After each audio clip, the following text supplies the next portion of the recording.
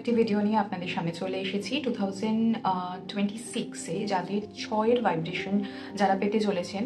Personal ইয়ার আপনারা নিজেরাই calculate করতে পারবেন এবং পারছেনও আশা করি, কারণ আগের ভিডিও দেখে আপনারা ডেফিনেটলি শিখে গেছেন। তো যারা এখনও শেখেননি, নতুন দেখছেন, তারা অবশ্যই আগের ভিডিওগুলো চেক করুন। আমার ইউটিউব চ্যানেল কসমিক ফ্লোতে রয়েছে, প্লেলিস্টে আপনারা পেয়ে যাবেন নিউমেরোলজি টপিক এবং সেটার আন্ডারে কীভাবে পার্সোনাল ইয়ার অ্যানালাইসিস করা হয়, পার্সোনাল ডেট মান্থ অ্যানালাইসিস করা হয়, সেটাও কিন্তু আপনারা দেখে নিতে পারেন। এবার এর সিগনিফিকেন্স কি? পার্সোনাল ডেটটা যদি আপনারা জেনে যান, তাহলে আপনারা কোনো লিগাল ইস্যুস লাইক সলভের ক্ষেত্রে বা নতুন কিছু শুরু করতে চাইছেন, নতুন বিজনেস শুরু করতে চাইছেন, কোন ডেটটা আপনার জন্য ভালো হবে, গাড়ি কিনতে চাইছেন কোন ডেটটা ভালো হবে, ভূমি পুজো করতে চাইছেন, সেটা যদিও আর পঞ্জিকা থেকে করাই ভালো, কিন্তু নর্মালি কোনো কিছু শুরু করতে চাইছেন কোন ডেটে কী করলে ভালো হবে সেটা আপনারা নিজেরা ক্যালকুলেট করতে পারবেন। This is very easy. তো সেটা আমি সবার জন্য ওপেন করে দিয়েছি ভিডিওটি, আপনারা দেখে নিন, শিখে নিন এবং নিজেরা প্র্যাকটিস করুন, ঠিক আছে? যদি সময় থাকে, আর যদি সময় না থাকে তাহলে অবশ্যই আমার সাথে যোগাযোগ করবেন। সো 2026 যাদের 6 নম্বরের ভাইব্রেশন আসতে চলেছে, তাদের জন্য কি দেখুন, 6 নম্বর হচ্ছে ভেনাসের নাম্বার, রাইট? এবার ভেনাস আমাদেরকে কি দেয়, এটা আমি বারবার করে বলছি যে সবার জন্য 2026 সূর্যের শক্তি দেবে, ঠিক আছে? সূর্যের আশীর্বাদ দেবে আপনারা যদি ঠিকঠাক সব কিছু করতে পারেন। এবার 2026-এর যে সানের যে ব্লেসিংস, সেটা কিভাবে পাবেন তার জন্য আমি এখনও ডিটেলস ভিডিও করিনি, সেটা অবশ্যই করব। আপনারা সেটা 1 জানুয়ারির আগে যদি আমি ভিডিওটা আপলোড করতে পারি, আপনারা সেগুলো ফলো করবেন এবং সেভাবেই নিজেকে প্রজেক্ট করবার চেষ্টা করবেন এই বছরে। কিন্তু বেসিক্যালি আপাতত বলি যে পার্সোনাল ইয়ার চেঞ্জ হতে থাকে, ঠিক আছে?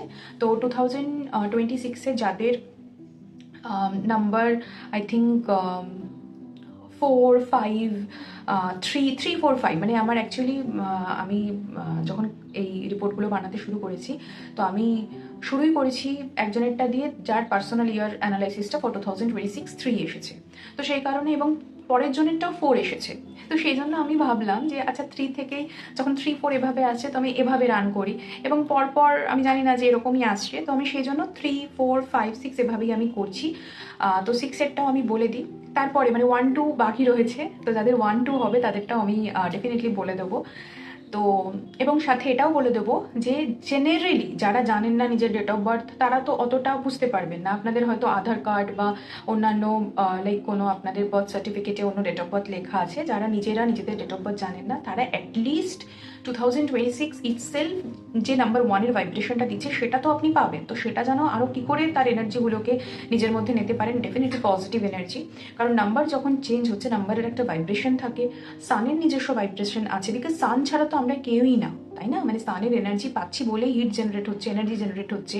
সান আছে বলেই আর্থ আছে, আর্থ আছে বলে সেখানে 5 এলিমেন্টস রয়েছে এবং তার জন্য আমরা আছি, আমরা জীবিত আছি। আমরা এখান থেকে অক্সিজেন পাচ্ছি, আমরা ওয়াটার পাচ্ছি, আমরা যা কিছুই পাচ্ছি, আমরা একটা বেস পাচ্ছি, আমরা মাটি পাচ্ছি। তো আমাদের লাইফটাই চলছে কিন্তু পুরোপুরি সানের ওপর, ঠিক আছে? এবং প্ল্যান্টের মাধ্যমে, প্ল্যান্ট না থাকলে তো আমরা অক্সিজেন পেতাম না। এবার সেই প্ল্যান্ট মানে একটা লিভিং সিস্টেম, সেও জেনারেট হয়েছে through the power of sun, because sun না থাকলে ফটোসিনথেসিস প্রসেসই হতো না, আর ফটোসিনথেসিস না হলে তো ডেফিনেটলি আমরা ছোটোবেলা থেকে জানি যে পাতাই হচ্ছে গাছের রান্নাঘর। সুতরাং ফটোসিনথেসিস বা সালোক সংশ্লেষ না হলে পাতা তো গাছের রান্নাঘর হতো না এবং খাবারও তৈরি হতো না। এবং যে খাবারগুলো তৈরি হয়, যে গ্রেনস, যা কিছুই আমরা খাচ্ছি, ঠিক আছে, লাইক চাল ডাল যাই খাচ্ছি সব কিছুই তো ওই গাছ থেকেই পাচ্ছি। তো সেটা হতো না। তো আলটিমেট সোর্স হচ্ছে সান। তো সানের ব্লেসিংসটা ভীষণভাবে প্রয়োজন। সান ছাড়া আমাদের না নেম হবে, না ফেম হবে, না রিকগনিশন হবে, না আমাদের লাইফ থাকবে, ঠিক আছে? মানে যার কোনো ভ্যালিউ নেই। এবং সান হচ্ছে ম্যাসকুলিন এনার্জি, আমাদেরকে কনফিডেন্ট করে, আমাদের বোল্ড নেচার তৈরি করতে হেল্প করে, ঠিক আছে? পাওয়ার দেয়, ঠিক আছে? আমাদেরকে এম্পাওয়ার করে। এবং আমরা যদি একটা ডোমেস্টিক লাইফে এক্সাম্পল দিই, তাহলে definitely sun is our fatherly figure. তো আমাদের বাবারা যেরকম হয়, সান আমাদের কাছে তেমনই, ঠিক আছে? তো যাই হোক, এবার আমরা চলে আসছি ভেনাস। যদি এই বছর আপনাকে বেশি এনার্জি দিচ্ছে, আপনাদের পার্সোনাল ইয়ার অ্যানালাইসিস করে যদি দেখছেন যে 6 হচ্ছে, তাহলে ভেনাস আপনাদের কী দেয়? নর্মালি ভেনাস আপনাদেরকে লাইফে যদি সে ভালো এনার্জি প্রোভাইড করে, যদি সে ঠিকঠাক জায়গাতে থাকে, তাহলে আপনাকে সে বিউটি দেবে, ঠিক আছে, আপনাকে বিউটিফুল করবে। বিউটিফুল কিন্তু শুধুমাত্র এক্সটার্নালি নয়, ইন্টারনালিও বিউটিফুল হওয়াটা ভীষণভাবে প্রয়োজন, ঠিক আছে। তার জন্য হিলিং প্রয়োজন, তার জন্য নিজের চিন্তা ভাবনাকে সঠিক জায়গাতে প্রজেক্ট করা ভীষণভাবে প্রয়োজন। বাট মেইনলি ভেনাস এক্ষেত্রে কিন্তু সে আপনাকে এক্সটার্নালি বিউটিফুল করে, তার অত দায় নেই যে আপনাকে ইন্টারনালি বিউটিফুল করবে। কারণ ইন্টারনালি আপনি যখন বিউটিফুল হয়ে যাচ্ছেন, তার মানে আপনি সমস্ত প্ল্যানেটগুলোকে কিন্তু ব্যালেন্স করতে পারছেন, ঠিক আছে। তো এক্সটার্নালি আপনাকে বিউটিফুল করবে, আপনাকে মেটেরিয়ালিস্টিক গ্রোথ দেবে, ঠিক আছে। ধরুন টাকা পয়সা দেবে, লাক্সারি লাইফ দেবে, আপনাকে কমফোর্ট দেবে, মানে যেটাতে মনে হবে যে না, মানে like life is like haven, ঠিক আছে, মানে সেরকম একটা ফিল দেবে। তো স্টেবিলিটি দেবে, লাইক ফিনান্সিয়াল স্টেবিলিটি, ক্রাইসিস থাকবে না, ঠিক আছে। তো ভেনাসের পাওয়ারকে এনহ্যান্স করতে গেলে আমাদের কয়েকটা রেমেডিস ফলো করতে হয়। যারা নিজের অ্যাস্ট্রোলজি চার্টের ব্যাপারেও জানেন বা কারো কাছ থেকে শুনেছেন যে না আমার ভেনাস স্ট্রং রয়েছে বা এই ভেনাসকে ব্যালেন্স করতে হবে, যদি শুনে থাকেন এরকম, বা ভেনাস নেগেটিভ রয়েছে সেটাকে পজিটিভ করতে হবে, বা নাম্বার 6-এর ভাইব্রেশন আছে, বা যাদের বার্থ নাম্বার 6, যাদের লাইফ পাথ নাম্বার 6 রয়েছে, তারাও কিন্তু এই জেনারেল রেমেডিসগুলো ফলো করতে পারেন। সেটা হচ্ছে আপনাদের হোয়াইট, অফ হোয়াইট কালারের সাথে কানেক্ট করতে হবে, ঠিক আছে। আপনারা একটু দেখুন, একটা কথা হচ্ছে যে যেমন ধরুন কম্পিউটার ওই 0-1 বাইনারি নাম্বার যেগুলো রয়েছে সেগুলো বুঝছে, নর্মাল ল্যাঙ্গুয়েজ তো সে বোঝে না, ঠিক আছে। এবার ঠিক তেমনভাবে ইউনিভার্স আপনাকে কষ্ট দিতে চায় না, ঠিক আছে। এখানে আমি কোনো প্রারব্ধ কর্ম, আমাদের মানে পূর্বজন্মের কর্মের ফল, এগুলো নিয়ে আলোচনা করছি না, ওই টপিকটাতেই যাচ্ছি না, কারণ ওটা সমুদ্র সম টপিক। ওটা এখন আলোচনা করলে মেইনলি আমি যে টপিকটার জন্য ভিডিওটা করতে চলেছি সেটা হবে না, সেটা নিয়ে অন্য কোনো সময় আলোচনা করব। কিন্তু মেইনলি যেটা হচ্ছে যে আপনি ধরুন ভালো আছেন, ঠিক আছে। তো আপনাকে যদি ইউনিভার্স দেখে যে আপনি ভালো আছেন, আপনি হ্যাপি আছেন, তাহলে ইউনিভার্স চাইবে যে আপনি ভালো থাকুন। আপনার মুখে যদি হাসি থাকে, আপনার মন যদি প্রফুল্লিত থাকে, আপনি তো ইউনিভার্সেরই সান অর ডটার, তারই চাইল্ড, তো সে চাইবে যাতে আপনি ভালো থাকুন। তো আপনার ভালো থাকার জন্য আপনি যেই জিনিসগুলোতে হ্যাপি সেগুলো আপনার লাইফে কিন্তু হতে থাকবে। তার কারণ আপনি যখন একটা হ্যাপিনেস জোনের মধ্যে থাকবেন, তখন আপনার হ্যাপিনেসের জন্য বা মানে ব্যাপারটা একটু উল্টোও হয়, যে পার্টিকুলার কিছু কেমিক্যাল, কিছু নিউরো ট্রান্সমিটার ক্ষরণ হচ্ছে, সিক্রিয়েট করছে, তার জন্য আপনি হ্যাপি আছেন, এবং ভাইস ভার্সা, আপনি হ্যাপি আছেন বলেই সেই ধরনের লাইক কিছু হরমোন সিক্রিয়েট করছে, কিছু পার্টিকুলার নিউরো ট্রান্সমিটার সিক্রিয়েট করছে, কিছু মানে কেমিক্যাল কম্পোজিশনটা ব্যালেন্সে রয়েছে। তো আপনি হ্যাপি আছেন, এবং সেটা যখন আপনি প্রজেক্ট করছেন, আপনি যখন ভালো আরও বেশি থাকার চেষ্টা করছেন, তাহলে ইউনিভার্স আপনাকে ভালো রাখার চেষ্টা করছে, ঠিক আছে। এবার ধরুন আপনি ভালো আছেন টেম্পোরারিলি, আপনার আবার কোনো একটা প্রবলেমের সম্মুখীন হলেন, আপনি আবার ডাউন হয়ে গেলেন, তখন আপনি ভাবলেন যে এই ভালো থাকাটা ক্ষণস্থায়ী, ভালো তো থাকতে পারছি না, কারোর নজর লেগে গেল, খারাপ হলো, এটা লং টার্মে হলো না, আমার কি দোষ ছিল, কি এমন পাপ করেছি, ইত্যাদি ইত্যাদি যখন বলছেন, তার মানে আপনি ডিসস্যাটিসফাইড আপনার লাইফে। এবার যখন আপনি কান্নাকাটি করছেন, আপনার ডেফিনেটলি দুঃখ কষ্ট হয়েছে, বা আপনার কোনো না কোনো কার্মিক এফেক্টের জন্য আপনি দুঃখ কষ্ট পাচ্ছেন, কিন্তু সেইটাকেই যদি আপনি বন্ধু করে নেন, মানে কান্নাটাকেই বন্ধু করে নিচ্ছেন, দুঃখ কষ্টটাকে বন্ধু করে নিচ্ছেন, আনহ্যাপিনেসটা আপনার সাথে সবসময় যেন একদম জোঁকের মতো লেগে রয়েছে, তখন ইউনিভার্স কি বুঝবে? সে অন্য কিছু বোঝে না, সে এটাই বুঝবে, কারণ এগুলো এনার্জি ওয়াইজ বোঝে, তার আলাদা যে সেরেব্রাল কর্টেক্স রয়েছে, সে তার বুদ্ধি রয়েছে, সেরকমটা নয়, এগুলো এনার্জি, মানে ডিফারেন্ট ডিফারেন্ট ফ্রিকোয়েন্সিতে। কারণ আমরা যখন আনহ্যাপি হয়ে যাই, আমাদের মানে অন্য ফ্রিকোয়েন্সিতে চলে যাচ্ছি, নিচুর ফ্রিকোয়েন্সিতে চলে যাচ্ছি। আমরা যে ভাইব্রেশনে থাকি, আমরা যদি পজিটিভ ভাইব্রেশনে থাকি, তাহলে আমরা হ্যাপি থাকি, তাহলে আমরা লাইট ফিল করি, তখন আমরা হায়ার ভাইব্রেশনে থাকছি, ঠিক আছে। আর যদি লোয়ার ভাইব্রেশনে, মানে দুঃখ কষ্ট বিরহ মায়া ইত্যাদি যা কিছুই আমাদেরকে হেভি ফিল করায়, সেগুলো হচ্ছে ধরুন হিংসা, কারোর ব্যাপারে হিংসা করছি, যে ওর কেন হচ্ছে, আমার হচ্ছে না ওর হচ্ছে, এই থটটা আসা মানেই you are dissatisfied in your life, you are not satisfied in your life. তো তোমাকে ওই এনার্জিতেই কিন্তু বারবার করে ঘুরতে হবে, কারণ ইউনিভার্স বুঝবে যে তুমি এটা তোমার মানে টেম্পোরারি ব্যাপার নয়, মানে তুমি হয়তো আনহ্যাপি থাকতেই ভালোবাসো, তুই একই জিনিস বারবার করে আসবে। কার্মিক এফেক্টের জন্য কিছু আসে, কিন্তু সেটা আমাদের হাতে রয়েছে যে সেই চ্যালেঞ্জেসগুলো, মানে যে নেগেটিভ জিনিসগুলো ঘটছে আমার লাইফে, সেটাকে আমি অ্যাকসেপ্ট করি। ফার্স্ট অফ অল অ্যাকসেপ্টেন্স, যা হচ্ছে সেটাকে মেনে নেওয়া নয়, সেটাকে অ্যাটলিস্ট ফিল করা যে আচ্ছা হচ্ছে, প্রবাবলি এর পেছনে কোনো কারণ রয়েছে, এটা হচ্ছে, বাট এটা টেম্পোরারি। ভালোটাও যদি আমার টেম্পোরারি হয়, আমাকে এটাও ভাবতে হবে খারাপটাও টেম্পোরারি। এটা স্টেবিলিটি প্রোভাইড করার জন্য আসেনি আমার লাইফে, এটা আমাকে শেখাতে এসেছে। ঠিক আছে, তো নাও আই এম লার্নার। যখন ভালো কিছু হচ্ছে তাহলে আমি সেটা ইউটিলাইজেশন করব, ভালোটাকে আরও ছড়াবো, আরও স্প্রেড করলে, ভালো ভাইব্রেশন আমি অন্যদের দিলে তারাও তো, তাদের ভাইব্রেশনও বাড়ছে, রাইট? তারাও হ্যাপি হচ্ছে, ভাইস ভার্সা, তারাও আমাদের হ্যাপিনেস ক্রিয়েট করছে আমাদের লাইফে। হিংসার কথা দূরে রাখলাম, ঠিক আছে?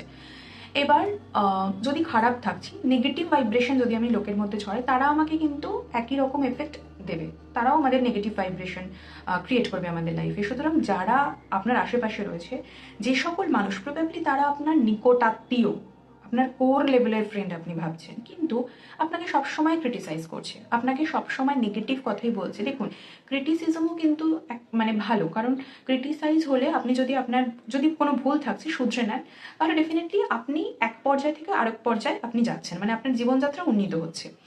এবার সবাই সেটা করে না, মানে সবার একটা লক্ষ্য থাকে যে শুধুমাত্রই ক্রিটিসাইজ করব। ক্রিটিসাইজ যে করবে, যদি সে পজিটিভলি ক্রিটিসাইজ করে, তাহলে যেই জায়গাটাতে অ্যাপ্রিসিয়েট করে সেই জায়গায় সে অ্যাপ্রিসিয়েটও করবে। কিন্তু আপনি খেয়াল করে দেখছেন সে আমাকে অ্যাপ্রিসিয়েট কখনোই করছে না, সে সবসময়ই আমাকে ক্রিটিসাইজ করছে, তাহলে সেই মানুষটি কিন্তু আপনার জন্য টক্সিক। তো এটা বুঝতে হবে ভালো করে, ঠিক আছে?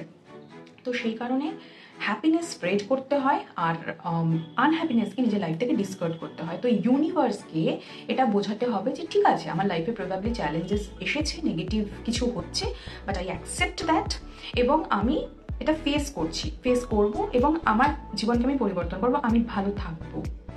তা আপনারা এই ব্যাপারে অ্যাফার্মেশন করতে পারেন, ঠিক আছে? উইশ ফুলফিলমেন্ট করার অনেক রকম টেকনিক রয়েছে, সেগুলো ইউজ করতে পারেন। ম্যানিফেস্ট করবেন ভালো কিছু, যে ভিজুয়ালাইজ করবেন ভালো কিছু, যে ভালোটাই হচ্ছে। ভিজুয়ালাইজ করবেন যে এই যে জাতাকলে আপনি ফেসে গেছেন সেই জায়গা থেকে বেরিয়ে গেছেন, যে চক্রবুহে আপনি ফেসে গেছেন সেই জায়গা থেকে অলরেডি বেরিয়ে গেছেন, and you will be happy. সেটাকে ভিজুয়ালাইজ করতে হবে, ঠিক আছে? তো জানি যে প্রথম পদক্ষেপে অত সহজ নয়, অসুবিধা হবে, মন মানতেই চাইবে না, হঠাৎ করে কোনো একটা জীবনে ঝড় চলে এলো, মানুষ সেটাকে নিতেই পারে না, ঠিক আছে? অনেক কষ্ট হয়, কিন্তু কষ্টের যে প্রসারটা সেটা কমাতে হবে, এবং চ্যালেঞ্জটাকে অ্যাকসেপ্ট করে রান করতে হবে, ঠিক আছে? তো এই এত কথা কেন বললাম, সেকেন্ড যে রেমেডিটা বলবো সেটা হচ্ছে পারফিউমের ব্যাপারে, ঠিক আছে? এবার ধরুন যার পয়সা নেই, সে ভেনাসকে অ্যাট্রাক্ট করবার চেষ্টা করছেন যে ভেনাস যেন আমাকে পয়সা দেয়। তার কাছে পয়সা থাকবে না, তার কাছে লাক্সারি লাইফ নেই, সে লাক্সারি লাইফ চাইছে। এবার ইউনিভার্সকে আপনাকে বোঝাতে হবে, অনেক বিভিন্ন ধরনের রেমেডি রয়েছে, যে শুক্রকে শান্ত করুন, এই করুন, তুষ্ট করুন, ইত্যাদি ইত্যাদি। বাট নর্মাল যেগুলো, ঠিক আছে, সেটা হচ্ছে যে নিজে পরিষ্কার পরিচ্ছন্ন থাকা, ঠিক আছে? এটা কিন্তু ফেমিনিন এনার্জিকে আরও বেশি করে, মানে এক্সপ্লোর ঠিক নয়, আরও বেশি এক্সাজারেট করে, ঠিক আছে? যাতে আপনি মানে এক্সাজারেশন কোথায় না, আরও যাতে পজিটিভ হন, আরও যাতে একদম ডিভাইন মানে বিউটি যেন আপনার মধ্যে আসে সেরকম। তো সেই জায়গা থেকে আপনার আশেপাশে সব কিছুটাও ভালো রাখা ভীষণভাবে প্রয়োজন, ঠিক আছে? এটা হোয়াইট কালারের কথা প্রথমেই বললাম, যে এমন একটি কালার যার সাথে কারো শত্রুতা থাকতে পারে না, ঠিক আছে? তো ভীষণ একটা সুদিং কালার। আচ্ছা, নেক্সট হচ্ছে পারফিউম যেটা ইউজ করবেন। এবার অনেকে বলবেন যে পারফিউম কেনার পয়সাই তো নেই, তাহলে পারফিউম কিনবো কী করে? পয়সা একটু আধটু জমিয়ে পারফিউম কিনবেন, তাহলে তো ইউনিভার্স বুঝবে যে এই পারফিউম লাগাতে আপনি পছন্দ করেন, তাহলে আপনি আরও অনেক বেশি পারফিউম পাবেন, ঠিক আছে? Simple logic. আমি এটা দেখাবো যে কে কী আমার প্রয়োজন, আমি এটা প্রজেক্ট করবো যে এটা আমার ভালো লাগছে, এবং ওই পার্টিকুলার পারফিউমটা লাগিয়ে আপনার যদি ভালো লাগে, আপনি যদি দেখান, তাহলে সেই পারফিউমটা 10 বছর লাগলেও আপনার কাছে আসতে বাধ্য, ঠিক আছে? এবার একটা পারফিউমের জন্য 10 বছর অনেকের কাছে এটা মানে অনেকের কাছে এটা জোকস মনে হতে পারে, কিন্তু যারা সত্যি, যাদের কাছে মনে হয় যে আমার 2 টাকা বাঁচিয়েও লাভ রয়েছে, আর সেটা এই মুহূর্তে আমার বেশি ইম্পর্টেন্ট, তারা কিন্তু 10 বছর পরে হয়তো 2 কোটি টাকার ওনার হয়ে যেতে পারে। তো লাইফ সব ক্ষেত্রেই, যেই প্ল্যানেটই যেইভাবেই থাকুক, যে নাম্বারই যেভাবে থাকুক, ফার্স্ট থিং হচ্ছে ডিসিপ্লিন। ঠিক আছে। তো ভেনাস খুব একটা ডিসিপ্লিন দেখে না, ভেনাস দেখে যে তুমি নিজেকে লাইক সুন্দর রাখছো, সুন্দর করে থাকছো, তোমার নেইলগুলো সুন্দর, মানে তোমার হেয়ার সুন্দর, তোমার স্কিন সুন্দর, তুমি সেভাবে নিজেকে রাখছো, মানে সুন্দরভাবে নিজেকে প্রজেক্ট করছো, তাহলে সেও তোমাকে এমন কিছু তোমার লাইফে ক্রিয়েট করবার চেষ্টা করবে যাতে তুমি আরও বেশি সুন্দর হতে পারো। ঠিক আছে। যেমন যারা বেসিক্যালি এন্টারটেনমেন্ট ওয়ার্ল্ডে থাকে, ঠিক আছে, যারা অ্যাক্ট্রেস হয়, যারা আর্টিস্ট হয়, কারণ ক্রিয়েটিভিটিটাকেও কিন্তু ভেনাসই দেখে, আর্টিস্টিক নেচার হওয়াটাও কিন্তু ভেনাসই দেখে। যেই জায়গাতে সৃজনশীলতার প্রয়োজন, যেই জায়গাতে শৌখিনতার প্রয়োজন, সেখানে সব কিছুই কিন্তু ভেনাসের দ্বারা হয়। ঠিক আছে। তো লাক্সারি লাইফ চাইলে তোমাকে এটা দেখাতে হবে যে ওই লাক্সারি লাইফটাকে আমি অ্যাট্রাক্ট করছি, কারণ আমি চাই এবং এই লাক্সারি লাইফটা পেলে আমি হ্যাপি থাকবো। তো হয়তো আমার সত্যি আর্থিক অসুবিধা রয়েছে, কিন্তু তা সত্ত্বেও ওইটুকুর মধ্যে আমি কি করে ভালো থাকবো, ঠিক আছে, সেটাও তোমাকেই দেখাতে হবে। নিজের বুদ্ধিটাকে সঠিক জায়গায় প্রয়োগ করতে হবে। অপ্রয়োজনীয় কোনো কিছু করবো না, প্রয়োজন যতটুকু ততটুকু করলাম এবং নিজেকে ক্লিন রাখতাম। মানে কোনো ক্রিম মাখার দরকার নেই, কোনো লোশন মাখার দরকার নেই, কিছু করবার দরকার নেই। ঠিক আছে। যদি সেগুলো আননেসেসারি মনে হয় সেরকম, কিন্তু আমি ছেঁড়া জামা পরবো না। ঠিক আছে। আমি চেষ্টা করব যে আমি নোংরা জামা পরবো না, মানে ছেঁড়া তাও হতে পারে, লাইক এতটাই অবস্থা খারাপ যে আমার কাছে হয়তো সেলাই করে জামা পরতে হচ্ছে বা ছেঁড়া জামাই আমাকে পরতে হচ্ছে, সেটা ঠিক আছে, কিন্তু অপরিষ্কার নয়। নিজেকে অপরিষ্কার রাখা চলবে না, নিজের স্পেসকে অপরিষ্কার রাখা চলবে না, নিজের বেডকে অপরিষ্কার রাখা চলবে না, সব কিছু গুছিয়ে ঠিকঠাক রাখতে হবে। ঠিক আছে।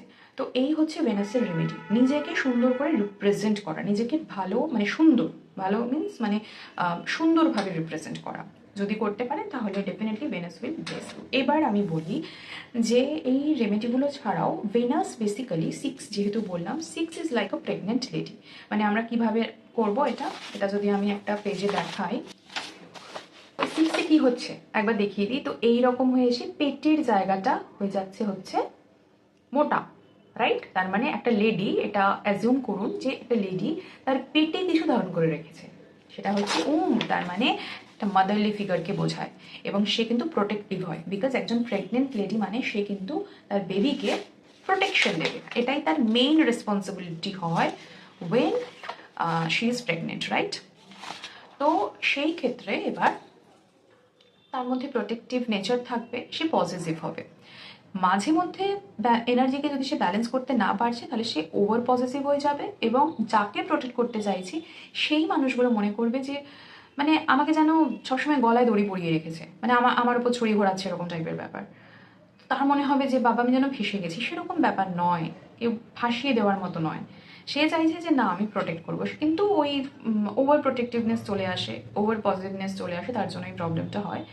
তো সেই ক্ষেত্রে তারা কি দেখে, প্রেগনেন্ট লেডির মেইন উদ্দেশ্য কি, যে টু প্রোটেক্ট মাই চাইল্ড। তো সেই জায়গা থেকে সিক্স যাদের ভাইব্রেশন হচ্ছে সিক্সের নাম্বারের, তাদের মেইনলি থাকবে যে হোম, হোম বেসড সব কিছু থাকবে, নিজের বাড়ি, নিজের যে লাইক রিলেটিভস, নিজের ফ্যামিলি, রিলেটিভসের থেকেও ফ্যামিলি মেম্বার্স যারা, তাদের প্রতি একটা প্রোটেকশন, তাদেরকে ভালো রাখবো, তাদের জন্য কিভাবে করব, মানে ফ্যামিলির প্রতি তাদের কিন্তু একটা দায়িত্বর থেকে বড় কথা তারা নিজেরাই চাইবে, এবং সেটা করতে করতে যাদের এরকম লাইফ পাথ নাম্বার সিক্স বা বার্থ নাম্বার সিক্স হয়, তারা এরকম ভাইব্রেশন হয় যে তারা নিজের ফ্যামিলির প্রতি ভীষণভাবেই ওয়াকিবহল, তাদেরকে সুখী রাখতে চায়, ভালো রাখতে চায়, তাদের জন্য দি বেস্ট করে, মানে একদম নিংড়ে নেয় নিজেদেরকে যে তার জন্য করবে বলে।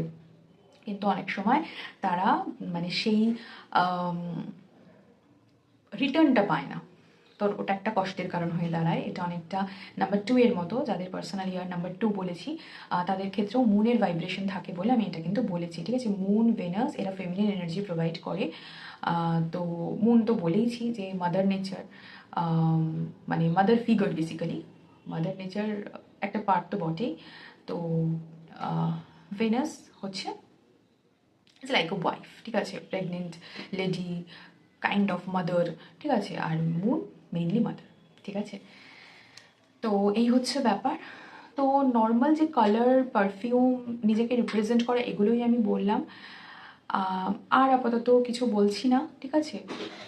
হোম, ফ্যামিলি এগুলোর প্রতি বেশি ফোকাস থাকবেন, বাট নিজের এনার্জিকে ব্যালেন্স করবেন, যাতে এরকম যখন যদি মনে হচ্ছে বা আপনারা কষ্ট পাচ্ছেন, আপনার যাদের জন্য বেশি করছেন তারাই যদি আপনাকে হার্ট করে, হার্শ ওয়ার্ডস কিছু ইউজ করে যে আমার ব্যাপারে এত ভাবতে হবে না, ঠিক আছে, বা আমার ব্যাপারে এত করতে কেউ বলেছে, আমার দম বন্ধ লাগছে, একটু তাদেরকে স্পেস দেওয়ার চেষ্টা করবেন। ঠিক আছে। মানে এটা আপনার জন্যই যে নিজের সমস্ত এনার্জিকে একই জায়গাতে পুশ করবেন না, কারণ নেগেটিভ ওয়ার্ডস তাদের কাছ থেকেই পেলে যাদের জন্য আমরা সব থেকে বেশি করি, সেটা কিন্তু বেশি মন খারাপের বিষয় হয়ে দাঁড়ায়। ঠিক আছে, তো এই হচ্ছে আজকের 6-এর ভাইব্রেশন দিয়ে শেষ করছি ভিডিওটি। পরবর্তী ভিডিওতে অন্য কোনো নাম্বার নিয়ে কথা বলবো। আপনারা সকলে ভালো থাকবেন যাদের নাম্বার 6, এবং আশা করি আগামী বছরটি আপনাদের খুবই সুখকর হবে। আর যদি পার্সোনাল অ্যানালাইসিস করাতে চান তাহলে অবশ্যই নির্দ্বিধায় যোগাযোগ করতে পারেন। ধন্যবাদ।